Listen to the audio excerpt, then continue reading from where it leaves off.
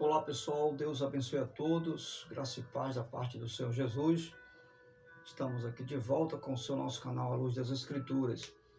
E para tanto, dando continuidade ao nosso estudo sobre pneumatologia, ou seja, o estudo sobre a pessoa e obra do Espírito Santo. Como nós estávamos falando, o selo e o penhor do Espírito Santo não diz respeito a batismo com o Espírito Santo, mas a promessa de Deus, a herança que está empenhada por Deus a todos aqueles que ouvem crer na mensagem do Evangelho. E nós conferimos isso quando fizemos a leitura de Efésios capítulo 1, versículo 13 ao versículo 14, né? Em quem também vós, depois de ouvistes a palavra da verdade, o evangelho da salvação, tendo nele também crido, fostes selados, né? Fostes selados. Então, os dois princípios para esse selo aqui é ouvir a palavra e crer no evangelho da salvação, né? Selados com o Espírito Santo da promessa. Você veja que não é com o batismo do Espírito Santo, é com o Espírito Santo da promessa. Ele empenhou, o versículo 14 vai dizer o qual, ele fala do Espírito Santo, que fez a promessa, o qual é o penhor da nossa herança, até o resgate da propriedade. Ou seja, é um ato de possessão. Ele empenhou como palavra de que nós somos dele, propriedade dele, né? E empenhou a palavra de promessa nos dada e confirmada pelo Espírito Santo que nos foi dado. Mas ele não está falando de selo do Espírito Santo, né? Como da habitação do Espírito Santo como selo, como alguns pentecostais dizem por aí. Paulo está falando do penhor da palavra de Deus como promessa para todo aquele que ouve e crer no Senhor Jesus. Independente se há alguém crente que não creia no batismo do Espírito Santo, não importa. Se essa pessoa crê no Evangelho e ela ouviu o Evangelho e crer em Jesus, ela faz parte dessa promessa, né? Desse selo, ela é selada por Deus. Essa pessoa também é de Deus, certo? Então, partindo agora para aquela pergunta que é bem polêmica na cabeça de muitos crentes, né? O que é o batismo com o Espírito Santo? O que é o batismo com o Espírito Santo? O batismo com o Espírito Santo é aquele que acontece na hora da conversão. É justamente nessa hora que o cristão é introduzido por Deus ao corpo de Cristo. Ou seja, todo aquele que aceita Cristo, que ouve a mensagem, como Paulo disse, né, e crer na mensagem do Evangelho da Salvação, ele recebe ali o Espírito Santo. Ele é batizado com o Espírito Santo nessa hora, no conceito de que ele é introduzido à igreja do Senhor Jesus. Então, o batismo com o Espírito Santo, ele é o começo e o início de uma trajetória, de uma novidade de vida. Até porque Paulo vai dizer em suas cartas, né? Ele vai dizer na carta aos Coríntios, que quem está em Cristo, nova criatura é. E a única pessoa que pode nos fazer uma nova criação é o Espírito Santo. Então não há como viver essa nova criação em Cristo sem que o Espírito Santo habite em nós. Entendeu agora porque o Espírito Santo habita na hora da conversão? É ele que habita em nós na hora da conversão. Ele passa a nos dar uma nova criação. Ok? Então, sem ele, não tem como viver essa nova criação. Então, todo aquele que está em Cristo é introduzido no corpo de Cristo, ok? E aí, aquele pelo qual Deus nos recebe no seu povo e com o seu povo. É por meio do Espírito Santo que Deus nos recebe, nos aceita como igreja, como corpo de Cristo. Então, não tem como ser igreja sem o Espírito Santo, ok? Então, o Espírito Santo, o batismo do Espírito Santo acontece na hora da conversão do pecador. Agora, o batismo do Espírito Santo é o que chamamos de batismo nas águas.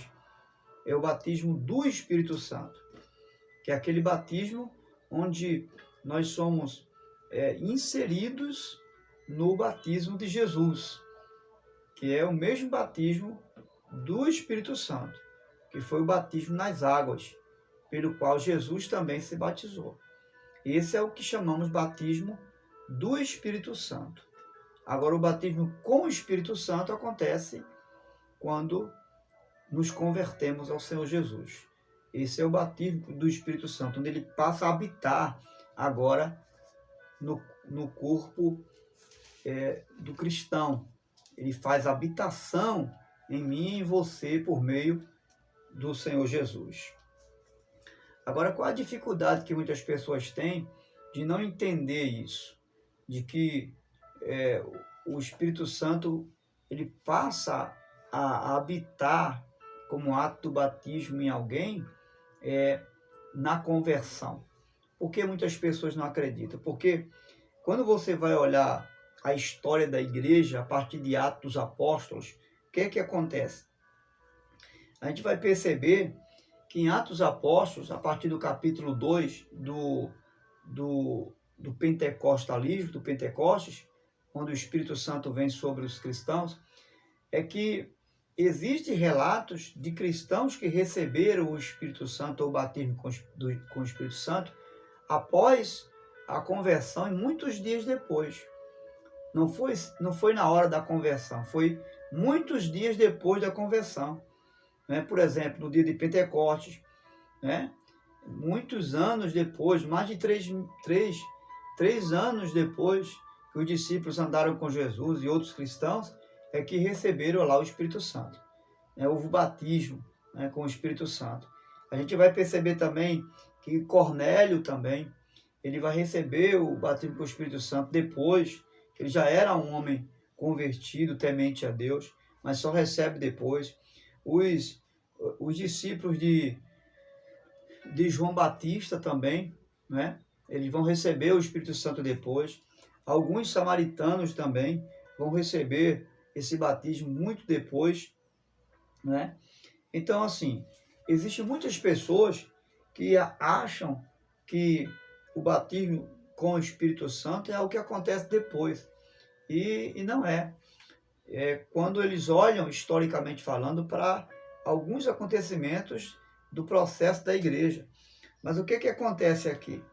É que o livro de Atos, a gente precisa entender que ele está narrando uma transição da igreja, né, que vai passando por muitos grupos etnias, né, grupos de etnias, de povos, de raças, de povos diferentes, como por exemplo os samaritanos, os gentios, os gregos, né? E esses acontecimentos do batismo com o Espírito Santo são acontecimentos de experiências muito pessoais, muito particulares com cada um desses povos. Por quê? Para que ficasse provado que eles também estavam sendo inseridos no corpo de Cristo. E que independente se eram gregos, samaritanos, pagãos ou não, eles agora, através desse batismo com o Espírito Santo, ficasse claro que eles também pertenciam à igreja de Jesus. Foi uma forma de provar que eles, independente se eram judeus ou não, agora eram pertencentes à igreja. E um outro detalhe importante é que o batismo com o Espírito Santo nem sempre vem como evidência e prova desse batismo o falar em línguas estranhas. Até porque o apóstolo Paulo diz que esse dom não é para todos. Os dons espirituais não é dado a todos, e o dom de línguas também não. Nem todo que é batizado com o Espírito Santo procede falando em línguas estranhas. De forma nenhuma. Então, isso não é a prova, ok? De que alguém é batizado com o Espírito Santo, fala em línguas, porque o falar em línguas não é um dom dado a todos. Paulo vai dizer isso aí. Então, pegando esse pressuposto histórico que vamos entender por que o batismo com o Espírito Santo acontece na vida da igreja depois de algumas conversões, e não na hora da conversão. Nos dias atuais, nós cremos assim. É o que o apóstolo Pedro, na sua carta, ou melhor, em Atos Apóstolos, depois da pregação, ele vai dizer o quê? Arrependei-vos e sejam batizados. Aí ele continua dizendo, para que recebereis o dom do Espírito Santo, ou seja, e recebam assim o Espírito Santo. Quando ele fala receber o dom do Espírito Santo, ele não está falando daquilo que Paulo vai falar em Efésios capítulo 4, verso 11. Ele não está falando de dons ministeriais. Ele está se referindo ao Espírito Santo como um dom, que na língua original significa presente de Deus. Ele fala da pessoa do Espírito Santo. Ou seja, após o arrependimento, que traz consigo a conversão, e após eles provar essa conversão através do batismo nas águas, que era necessário que se passasse pelo batismo nas águas como uma prova da conversão, então eles receberiam o Espírito Santo, que Pedro vai identificar como dom de Deus. Não como um dom ministerial, mas como uma pessoa, a habitação do Espírito Santo que eles iriam agora receber através da conversão. Então, através dessa referência, a gente entende que o Espírito Santo, o batismo com o Espírito Santo acontece na conversão. A exemplo e à luz do que o apóstolo Pedro vai nos constatar. Arrependei-vos e sejam batizados e recebereis o dom, ou seja, recebereis o Espírito Santo como habitação. E aí vem a outra questão importante também, no capítulo 20 do Evangelho segundo escreveu João, Jesus vai dizer, antes de ser assunto aos céus, que é importante fazer essa distinção, que ele vai mandar os apóstolos, junto com os 120 que foram esperar no dia de Pentecostes, ele vai dizer, recebereis poder, revestimento do Espírito Santo, para que vocês possam dar testemunha, sejam testemunhas a meu respeito. Veja que quando Jesus vai dizer a eles, antes de ser assunto aos céus, no capítulo 28 de Mateus, para eles ir esperar em Jerusalém o revestimento do Espírito Santo, eles não estão recebendo ali o Espírito Santo, porque o Espírito Santo já está com eles quando Jesus ressuscitou. No capítulo 20 do Evangelho de João, a Bíblia diz que quando Jesus ressuscita e se encontra com eles, Jesus sopra sobre eles e diz a eles, recebam ou recebei o Espírito Santo. Eles recebem o Espírito Santo após Jesus ressuscitar e ter um primeiro encontro com eles na sua ressurreição.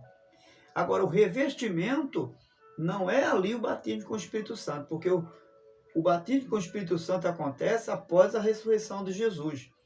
Jesus dá a eles o Espírito Santo, quando diz receber o Espírito Santo. O revestimento o que é revestir? é colocar algo sobre.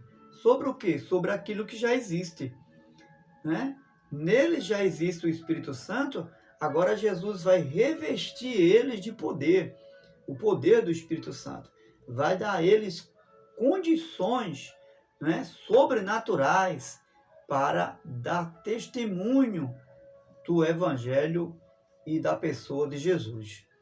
Entende agora que quando eles recebem ali no Pentecoste aquele revestimento, não é o batismo com o Espírito Santo, é o revestimento do Espírito Santo, porque o Espírito Santo eles já tinham recebido quando Jesus ressuscitou. Pois bem, ali é o revestimento. Então, fazer essa distinção é muito importante para entender como o Espírito Santo atuou e vem atuando até os dias de hoje no meio e na história da Igreja do Senhor Jesus. Então, nós vamos ficar por aqui.